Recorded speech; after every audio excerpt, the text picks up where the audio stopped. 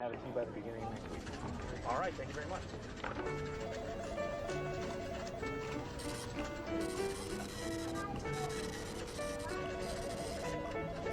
Alô? Isso, é ele. Uhum. Entendo. Beleza. Aproveita e avisa. Ô, criativo! O pessoal tá falando que tá muito filosófico esses Revodocs, cara. Como assim, comunicação? Tá muito abstrato, irmão. Tu escreve essas coisas e eu não consigo fazer milagre também, né? Tenta falar mais de arte, design aí, sei lá, mano, dá teus pulos. Tá, vou ver o que dá pra fazer aqui. Olha, eu sei que você que me assiste tem os seus projetos. Seja desenho que você quer fazer ou modelagem 3D inovadora pra mostrar todas as suas habilidades. Mas seguinte, sei que todo mundo tem a pretensão de criar uma obra inovadora como Star Wars foi. Mas saber o que torna essas obras tão inovadoras se mostra o ponto-chave pra gente criar trabalhos magníficos como Star Wars ou até mesmo Cowboy Bebop. Então hoje, para explicar e para entender um pouco mais de como esse contraste conceitual pode influenciar no seu trabalho, vamos estudar dois filmes que são os que eu mais gosto e que com certeza indiretamente vocês já viram por aqui. No caso, O Planeta do Tesouro e Atlantis, duas produções da Disney de 2001 e 2002. Então, exploradores, apertem os cintos e venham comigo desbravar os mistérios que se escondem nas profundezas do espaço e por entre as fendas ainda não exploradas dos mares mais distantes. Tá, antes de tudo, o que é contraste conceitual? O contraste conceitual é a oposição de ideias que você utiliza para criar a orientação do seu projeto ou produto. Independente se é uma animação simples, um filme como os grandes de cinema ou só uma imagem bem ilustrada. Mas nesse processo a gente precisa ter uma noção de equilíbrio, pois quando tudo é contraste, você acaba tendo caos e não uma peça funcional. Então, para poder sintetizar bem isso, eu vou criar hoje algo com vocês, porque colocando em prática tudo faz mais sentido. Mas antes vamos dar uma olhada em referências e nos nossos objetos de estudo, como comentei antes. Primeiro, como funciona o contraste conceitual nas obras como um todo? O Planeta do Tesouro tem uma estrutura temática baseada na inversão do espaço e do oceano, com uma temática clockpunk, onde as máquinas têm seu funcionamento destacado por engrenagens, buscando uma estética social e estrutural da época das grandes navegações, utilizando como referência os galeões e os portos movimentados, isso tudo para criar uma diversidade maior. Então, estruturando sua narrativa sobre os mitos, contos e lendas marítimas, tesouros e riquezas inimagináveis, mesclado com a tecnologia que transforma a magia em um aspecto da ciência extremamente avançado. Assim deu para resumir um pouquinho bem da trama do filme e de como que todo esse universo vai ser construído e como que ele se apresenta.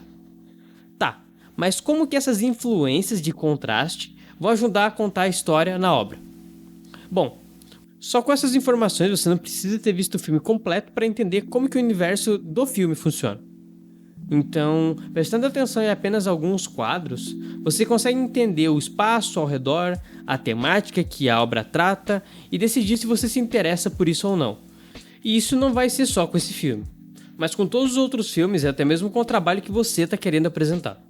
Pois, pelas próprias palavras do incrível Rafa Souza, se você é raso, a sua arte também é. Então vamos olhar alguns exemplos que eu separei para a gente conseguir entender o que a história e a narrativa tem a ver com esse contraste conceitual que vai orientar a produção do projeto. Bom, na apresentação dos personagens, vemos as principais características que vão descrever as suas personalidades.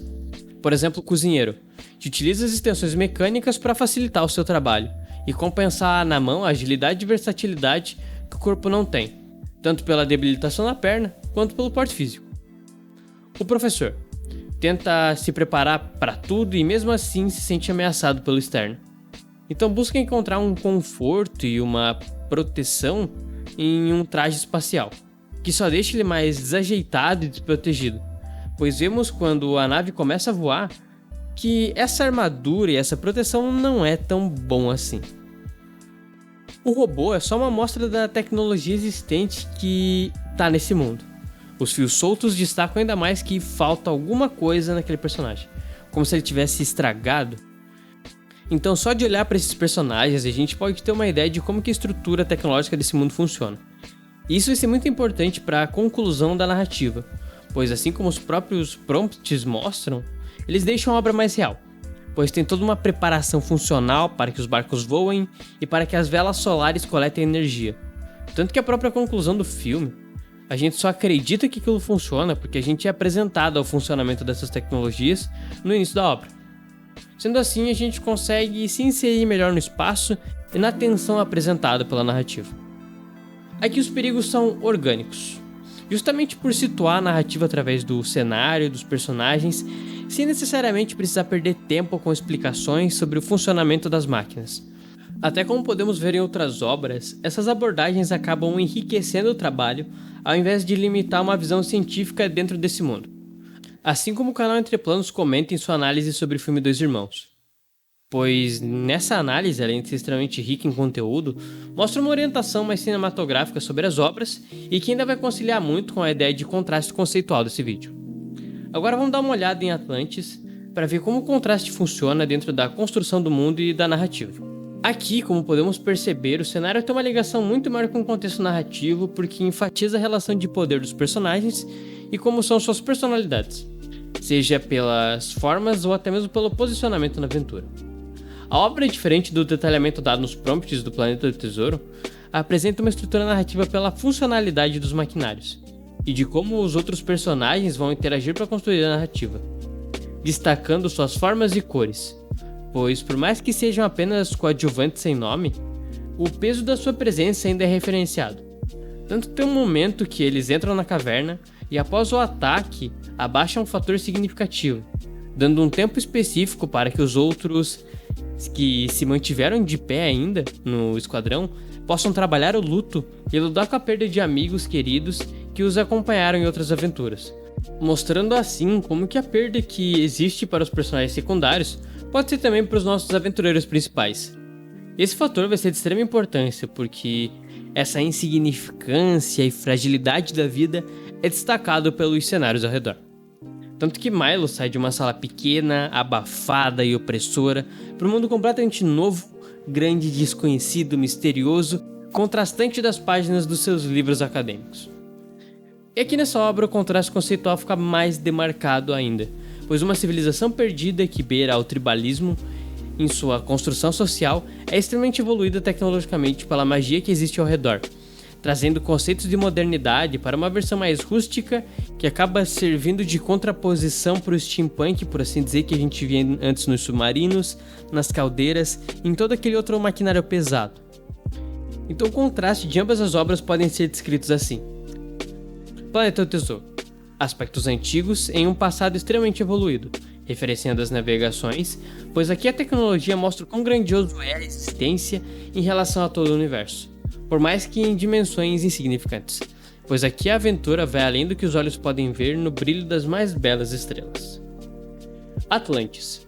Aspectos modernos em um passado tribal, referenciando as raízes existentes nas mágicas e nas tecnologias, que se unem surgindo do interno de toda uma civilização e que mostra o reflexo exato dos desejos e anseios de um povo, que, por mais duro que sejam esses resultados, mostram que a aventura e o descobrimento pela jornada, na verdade, vai te levar para onde você nunca saiu, mas para te fazer ver novamente o que a gente esqueceu um dia, porque a magia que existe em Atlantis, um dia também existiu em outros lugares do mundo.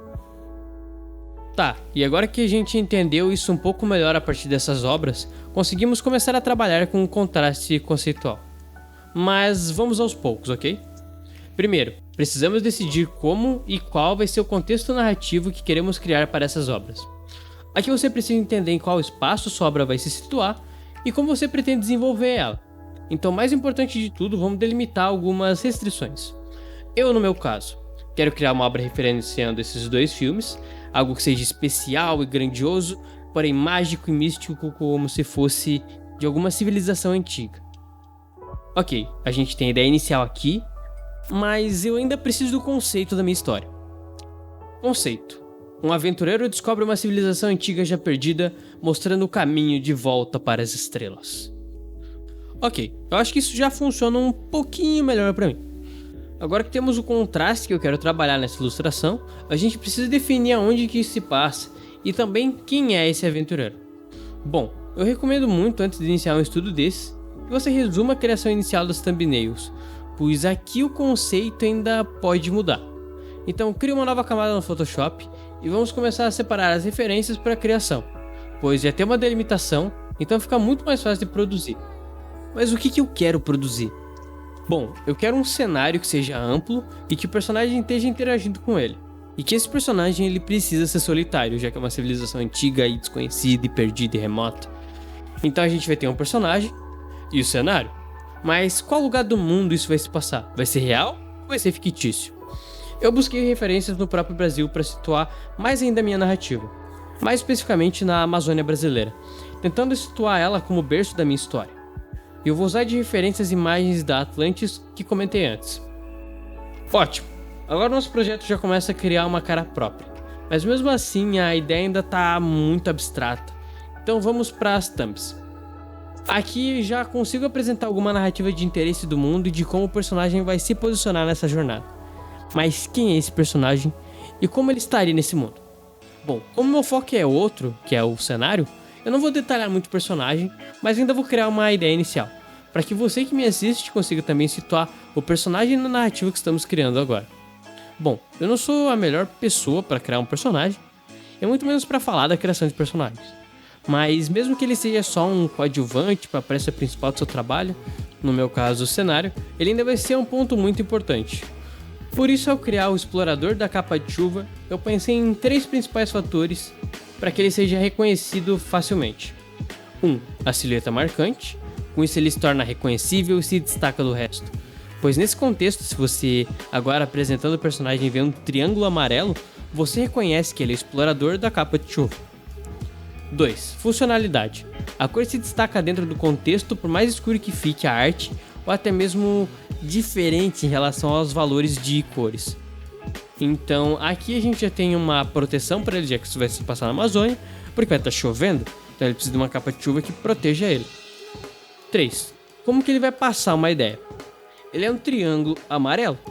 A ideia é passar velocidade e agilidade na personalidade do personagem. E dentro do contexto é importante, pois isso reflete muito a posição e a personalidade dele. Por exemplo, eu penso ele como um pacifista acadêmico. Então a preferência por não utilizar armas deve ser compensada em algum outro aspecto. Então agora a gente tem o personagem, a ideia do cenário e a gente já pode começar a desenvolver a obra e começar a trabalhar em uma peça final. Então você pode mudar a escala dos objetos para criar um contraste de personalidade na obra e para variar a criação das ideias, por isso as referências e as associações que você pode fazer vão orientar muito a criação da obra. Então não se preocupa, leva o tempo necessário que for ao trabalhar o contraste conceitual, até mesmo porque isso ainda são alguns exercícios e não tem como criar uma obra extremamente inovadora de primeira. Mas agora, mãos na massa. Aqui para criar vale tudo. Não se apegue em processo, pois isso vai limitar os seus resultados. E a gente não quer um produto limitado, cara, você é mais que isso. Então coloca textura, faz photobashing, modela no Blender o cenário com as referências de luz, coloca aquele som para você ficar no clima enquanto cria suas obras, chama o cachorro, chama a mãe para dar opinião e vai lá e trabalha nisso mesmo. Tá, mas espera aí, tu travou no meio disso tudo? Porque você ficou sem ideia? Ok, eu acho que a gente precisa então falar sobre o processo e dar uma esclarecida em como essas junções vão funcionar para você criar esse design interessante. A invenção de um design surge pela junção das ideias, como já comentei em outro vídeo. Mas muitas vezes a junção dessas ideias precisa de alguns outros fatores para que a solução que você deseja possa surgir. Pensa o seguinte, sem invenção das estradas, não teria as carroças. Sem ter carroça, não tem sentido ter o carro. Sem ter o carro, não teria como pensar em um jogo competitivo e mesmo assim muito divertido como o Mario Kart. Então por isso eu digo que a solução vem do processo durante o exercício de ideias. Então não se apegar no processo pode ser uma das formas de encontrar a solução de design que você tanto quer. Bom, eu no fim desse vídeo criei uma solução de design com vocês, mas para chegar até aqui, por mais que só em alguns minutos de vídeo, foram 2 semanas de estudo, revisão e desenhos, algo que é realmente muito complicado de mostrar aqui. Então aqui fica a minha outra dica para você começar os seus estudos e começar a compreender melhor isso do contraste conceitual. Não se cobra tanto. Aproveita o processo de criar sua arte, os seus estudos ou até mesmo a sua obra, seja ela qual for.